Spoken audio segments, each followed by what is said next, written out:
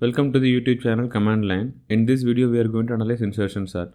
If you haven't understood insertion sort already, please watch the video which I have given in the description. First of all, we will see why we need to analyze an algorithm and what do we mean by analyzing an algorithm. So, first of all, we should know when we are defining an algorithm, we should know how much resource the algorithm is going to consume.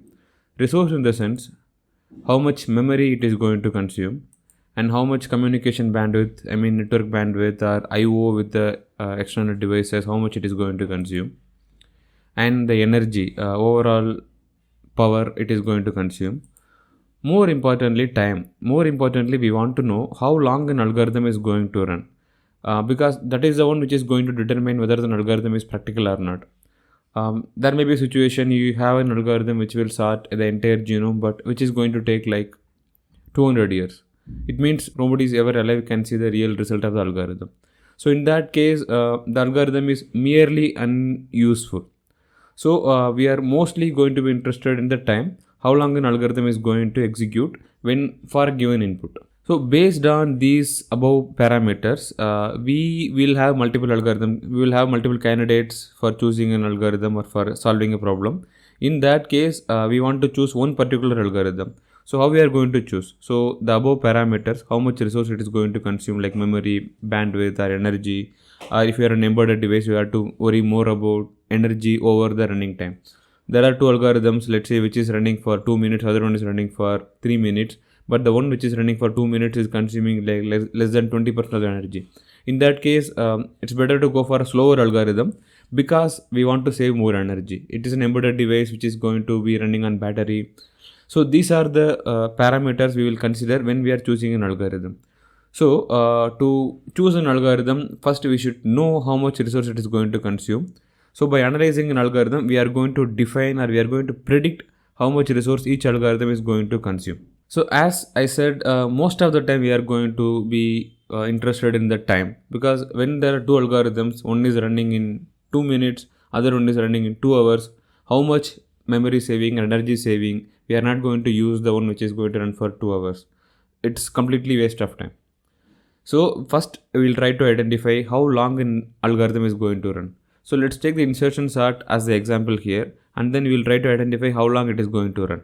The insertion sort runtime is going to vary based on what hardware the program is running. If it is running on a system which will run like 3 billion instructions per second, then it will be obviously faster than if it is running on a machine where it will execute 2 million instructions per second. And then we have to see how busy the system is already is. If the system is already busy, there are many applications which is running and consuming the CPU time. The sorting algorithm won't get much of CPU time. In that case, a busy system, the algorithm will run slower than an ideal system. And how big the input is. Are we going to sort 100 numbers? Are we going to sort 100 million numbers? So based on that, obviously, that runtime is going to be matters. And other important thing for insertion sort is how sorted the input already is. So we will see this, why it matters. If the given input is already sorted, insertion sort is going to be much faster. If it is reverse sorted, it is going to be like much worse. So these differences we are going to see in the upcoming slides. And more importantly, when we are going to analyze an algorithm, we need a way to represent the runtime irrespective of the system it is going to run, because we cannot predict the future system where the algorithm is going to run. We cannot predict the workload of the system, even the hardware, how the hardware is going to change in the future. So we need some hardware agnostic way to determine the runtime of any algorithm. So like there are two sorting algorithms, we have to determine which algorithm is better irrespective of the hardware it is going to run. So the better way here is identify number of times each instruction in the algorithm runs, multiply by the time taken for each instruction. So let's say there are 10 instructions. Let's try to identify how many times each instruction in the algorithm is going to run. So let's take insertion sort, and this particular algorithm, this particular pseudocode is from the book itself. So this particular pseudocode has total 8 lines. Put each line is going to take different amount of time. Let's say C1 is the runtime for line number 1 and C2 is the runtime for line number 2, and the third line is in comment, so it's not going to run. The runtime is obviously 0. and C4 is for line number 4. This C means an arbitrary number. Just consider the constant one C1, C2, C3, C4 or this number is for running that particular instruction once. It is not for the entire algorithm time. Like to run the for loop, the first comparison 1 to I equal to 2 to n. The for loop execution for once it is going to run for C1 times. It is going to take C1 amount of time. And the line number 4, the assignment j equal to I minus 1, the subtraction and then assignment together is going to take C4 time. So this is how C1, C2, C3 to C8 means. Now we have to identify how long or how many time each line is going to get executed. Okay. So let's take the line number 1. Line number 1 is going to execute for 2 to n. Like it is going to start at number 2 and then it will complete when I equal to n plus 1. So 2 to n plus 1 it is going to execute. It means it is going to run for n times. And line number 2, the for loop is executing with 2 to n times, n plus 1 times. But n plus 1th time the for loop will exit. So it will not come inside the for loop. So line number 2 will not run for when the I value is n plus 1. So line number 2 will run only when I value is 2, 3, 4 until I value is n. So it means line number 2 is executing for n minus 1 times, the command n minus 1 time. So all the line inside the for loop 2, 3 and 4 are going to executed for n minus 1. Here n is the length of the input. Here comes the tricky part. How many times the while loop is going to get executed?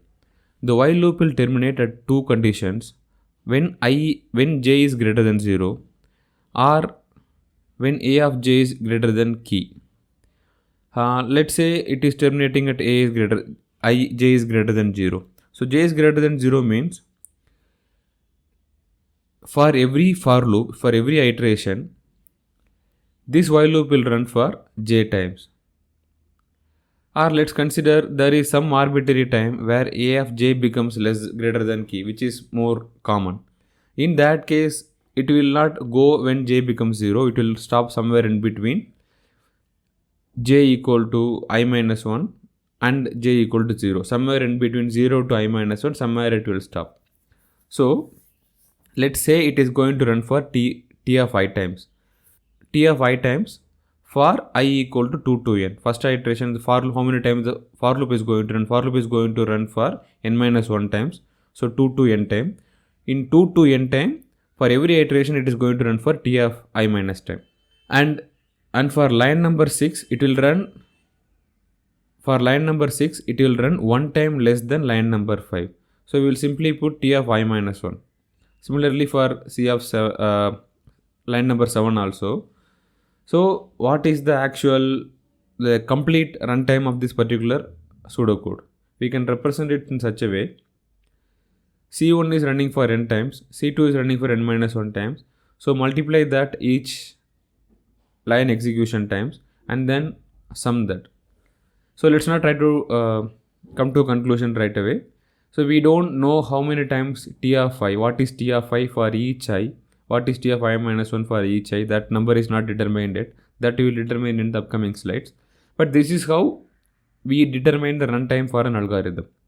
We take the algorithm and we assign some constant for each line and then we try to identify how many times each line is going to get executed. So number of times the line gets executed is critical here. Constant we are going to ignore in the upcoming time and the upcoming slides. We have to worry more about how many times an instruction is going to execute. That is the more important thing we are calculating here. So now let's try to determine t of I. As I told you last time, t of I is determined by the factor how sorted the input is already is. Let's say the given input is already sorted. Given input is already sorted means what? Every time you take one particular number, insertion sort we are taking one number at a time. That number is always greater than the number previous to that or all the numbers previous to that. In that case, what will happen at line number 5? So the line number 5, the while loop will get exited on the first check itself. What will be the first check? So first check we are comparing the key. Key is nothing but a of I. Comparing that with a of j. A of j is I minus 1. So as I said, it is already sorted. It means every time a of I is always greater than a of I minus 1. So this condition will become false. A of j will never become greater than a of the key. So it means it will never enter the while loop. In best case scenario, this line number 5 while loop will run once for every for loop iteration, and line number 6 and 7 will never get executed. So the algorithm, the runtime will become like this. So line number 5 will run for n minus 1 times because it is running 1 for every iteration and we have n minus 1 iterations, and line number 6 and line number 7 are not going to get executed. So the total runtime is, you can see, C1n and then C5 is running for n minus 1 times, and C6 and C7 are not getting executed. So C, that is becoming 0, and directly we are adding C. So when you expand this particular equation and then put that in a quadratic equation, it becomes C1 plus C2 plus C4 plus C5 plus C8 into n minus the constants. Let's replace these constants into a single constant. Let's say C1 plus C2 plus C4 plus C5 plus C8 equal to A, and the remaining C2 plus C4 plus C5 plus C8 is B. So the equation becomes AN plus B. A and B are constants. So the runtime is based on these constant values addition. So this is the runtime for insertion sort in best case. In best case means if the given input is already sorted. Now let's see what is the worst case algorithm. What is the worst case? In the worst case scenario, consider the given input is sorted in reverse order. It means for any number, for any index, for any number in the given array, it is always smaller than all the numbers previous to that. So what will happen to the while loop? So the while loop will run until j becomes 0. So it means for every iteration, the while loop will run for I minus 1 to j. I minus 1 to 0. So how many times it is going to run? It is going to run for, the while loop will run for I times. For I equal to 2 to n, every iteration, I value becomes, first iteration it is 2 and last iteration it is n. So the I value is, for every I from 2 to n, it is going to run for I times. And line number 6, it is going to run for I minus 1 times. So we already have an equation. So while loop is running for I times for I value is 2 to n. And that is going to expanded into n into n plus 1 by 2 minus 1. This is the actual mathematic formula to calculate how many times the sum is. And line number 6 and line number 7 are getting executed for I minus 1 time for I equal to 2 to n. So when it is getting expanded, the value is n into n minus 1 by 2. So let's substitute this particular expansions into the total runtime. So total runtime becomes C1 into n, C2 into n minus 1, C4 into n minus 1 and C5. C5 is the execution time of while loop into how many time it is getting executed. We can see in the previous formula n into n plus 1 by 2 minus 1, and C6 and C7 are getting executed for n into n minus 1 by 2. So once you expand this and then make the formula into something like, the formula becomes some constant n square plus some constant n plus minus some constant. So this is becoming something like a n square plus b n plus c. So we have seen in the best case runtime was somewhat like a n plus b n, a n plus b, but in worst case it is a n square plus b n plus c. So which case we have to consider? Until unless you are so lucky, and if you are lucky every time you will get best case, but if you are not lucky you won't get best case. Most of the time you will get worst case. The worst case runtime is giving the upper bound. It means this algorithm for any given input will never run beyond the worst case runtime, right? Because when the algorithm is taking like x amount of time for worst case, all the remaining cases will be definitely better than the x amount of time. It will not go beyond x amount of time. So the worst case runtime is giving the upper bound. So we can determine this algorithm will never run beyond the expected time. And second thing is, worst case happens fairly often in practical scenarios. People have done some statistical analysis, and worst case occurrence is more often than best case occurrence.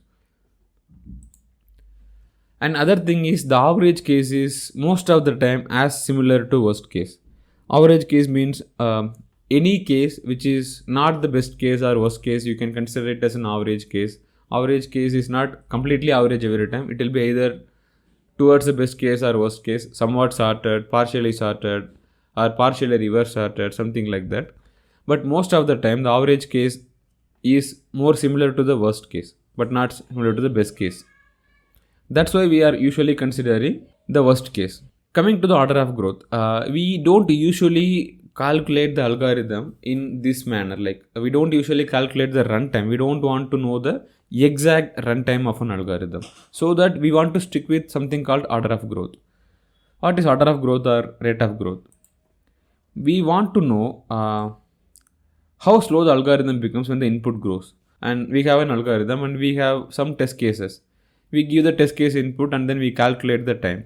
Now, what will happen in real-time scenario? Suddenly the input length grows to some 10-fold or 100-fold or million-fold. In that case, what will be the runtime? We want to know how quickly the algorithm becomes slower with the input length. Or we can say how fast the runtime grows along with the growth of input. Let's say the input is 5. The length of input is 5. And then the algorithm runs for 5 seconds. And when the input length goes to 10, whether the algorithm runs for 10 seconds or it runs for 20 seconds or it runs for 200 seconds matters for us. So we want to know how quickly the runtime grows along with the growth of input. So let's take the worst case runtime of insertion sort. Let's consider the input length is 10. When the input length is 10, this is the formula for calculating the algorithm's runtime. Let's not worry about the actual number, how it is going to resolve into. When the input becomes 1000, and you see this is a calculation for the runtime. Now you can determine or understand which particular factor in the formula is affecting the growth. Yes, it is nothing but n square. So the algorithm's growth, the runtime growth is more or less depending on the n square. Because n is growing along with the input, like it has become from 10 to 1000, but n square has become from 100 to 1000, like some very big number. So we represent the order of growth for the worst case runtime of insertion sort as n square. So the algorithm's worst case order of growth is n square, which is represented as big theta of n square. What is big theta of n square? When we say when we say the order of growth of an algorithm is big theta of n square, it means the runtime of the algorithm grows roughly proportional to n square. When n is sufficiently large, like we don't worry much about smaller inputs. We don't worry about single digit n. When the n is sufficiently large, the runtime of the algorithm grows proportional to that particular term n square. So this is the very first criteria. When we try to compare two algorithms, we say one algorithm is better than the other algorithm. The order of growth, the worst case order of growth is smaller than the other algorithm. There are two algorithms with order of growth of big theta of n square and other algorithm with order of growth of big theta of n cube. In that case, we say the algorithm big theta of n square is better than big theta of n cube. It means at some point when the n is sufficiently longer, the big theta of n square algorithm will definitely run faster than the big theta of n cube algorithm. That's why we have to take the big theta of n square algorithm more often than not. Hope this video was useful to you. This video has given you some understanding about how to calculate the runtime of an algorithm and how to calculate the order of growth of an algorithm and how to compare two algorithms based on the order of growth. If you find this video useful, please give a thumbs up. If you want something to be changed in the video, please mention that in the comment. If you have some questions, please ask me in the comments. See you in the next video. Thank you for watching.